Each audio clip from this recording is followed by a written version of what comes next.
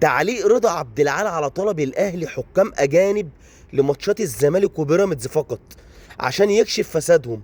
رضا عبد العال قال نفس المسرحيه بتتعمل كل موسم قبل بدايه المرحله الاخيره، بيطلبوا حكام اجانب لاقوى ماتشين عشان يبان للناس اننا المحايدين الشرفاء اللي عاوزين نكسب بمجهودنا، وفي نفس الوقت يحط ضغط على الحكام المصريين اللي هيحكموا اننا مش واثقين فيكم، يعني لازم تاخدوا بالكم قوي في باقي ماتشاتنا وتكسبونا عشان ما نعملش عليكم حمله باللجان بتاعتنا.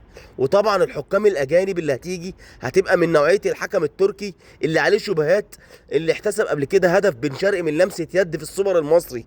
اصلهم لو بيعرفوا يكسبوا مع حكام اجانب محترمين كانوا كسبوا الترجي اللي خدهم رايح جاي، ويظهر في الاخر قدام الناس اننا خدنا دوري حلال ويتحط في الدولاب جنب ال 45 دوري اللي اتاخدوا قبل كده. وكل عام وانتم بخير، وربنا يرضى. عبد العال انت عمال تجلد بس.